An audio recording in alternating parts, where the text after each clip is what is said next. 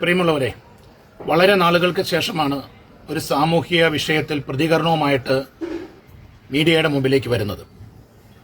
ഈ അടുത്ത ദിവസങ്ങളിൽ ഇന്ത്യ ഒട്ടാകെ, പ്രത്യേകിച്ചും കേരളത്തിൽ ക്രിസ്തുമസുമായി ബന്ധപ്പെട്ടും മറ്റും സംഘപരിവാരങ്ങൾ നടത്തുന്ന ക്രൈസ്തവ വിരുദ്ധ അല്ലെങ്കിൽ സുവിശേഷ വിരുദ്ധ നിലപാടുകളെ ശക്തമായി അപലപിക്കുകയാണ്. ആ അപലപിക്കാൻ വേണ്ടിയിട്ട് തന്നെയാണ് ഈ വീഡിയോ ചെയ്യുന്നത്.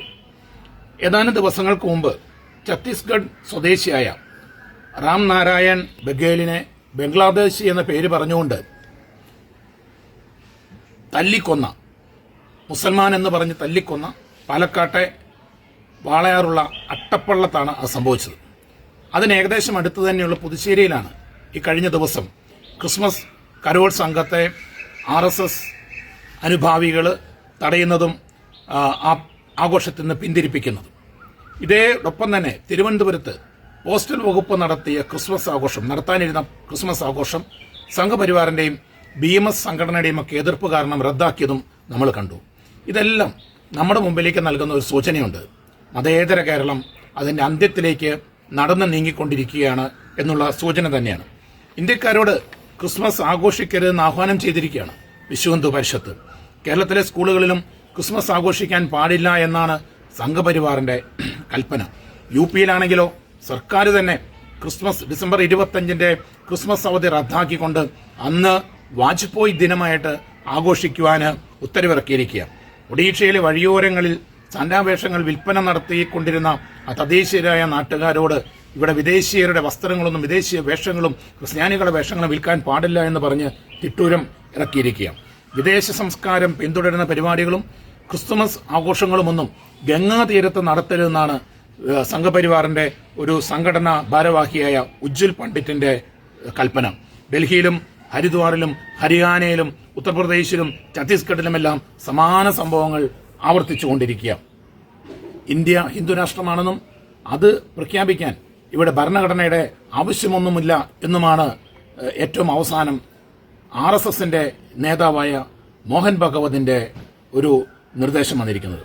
ഇതൊക്കെ ഒരു വശത്ത് ഇത്തരത്തിലുള്ള ക്രൈസ്തവ ന്യൂനപക്ഷ വേട്ടകൾ ഒരു വശത്ത് നടക്കുമ്പോൾ, ഇന്ത്യയിലാണെങ്കിൽ വിഗ്രഹ നിർമ്മാണങ്ങളും അല്ലെങ്കിൽ ഇവിടുത്തെ കോർപ്പറേറ്റുകൾക്ക് ഈ രാജ്യത്തെ തീരെഴുതി കൊടുക്കുന്ന തിരക്കിലുമാണ് കേന്ദ്ര സർക്കാരും സർക്കാരിന് നേതൃത്വം കൊടുക്കുന്ന BJP.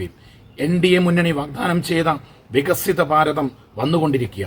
മനുസ്മൃതി അടിസ്ഥാനമാക്കി സനാതന വിളമ്പി ആധുനിക ആർഷഭാതൃതം സൃഷ്ടിച്ചെടുക്കാനുള്ള തിരക്കിലാണ് സംഘപരിവാരങ്ങൾ.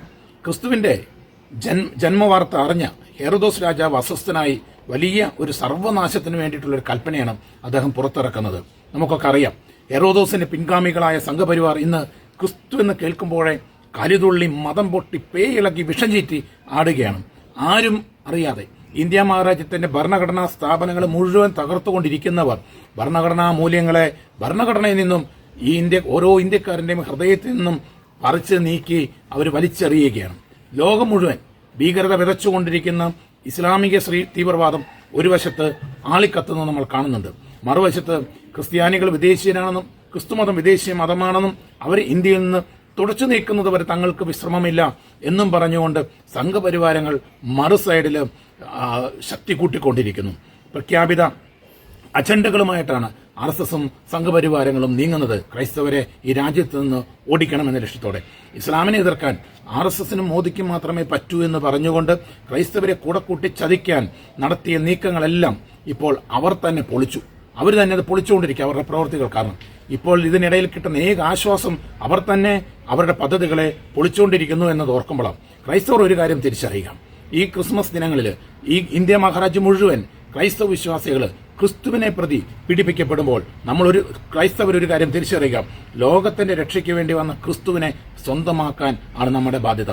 അവനെ സ്വന്തമാക്കണം, ആ ക്രിസ്തുവിനെ ലോകത്തിന് കൊടുക്കണം. ക്രിസ്തുവിലൂടെ മാത്രമേ രക്ഷയുള്ളൂ എന്ന സത്യം തിരിച്ചറിഞ്ഞ് ആ ക്രിസ്തുവിനെ ഒരു കലർപ്പുമില്ലാതെ സുവിശേഷ പ്രഘോഷണത്തിലൂടെ മറ്റുള്ളവരിലേക്ക് എത്തിക്കാം.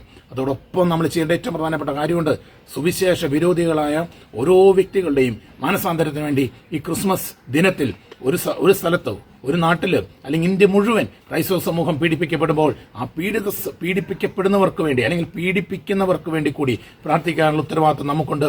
അവരുടെ മാനസാന്തരത്തിന് വേണ്ടി പ്രാർത്ഥിക്കുക എന്നുള്ളതാണ് ഈ ക്രിസ്മസ് ദിനങ്ങളിൽ നമ്മൾ ചെയ്യേണ്ടത്.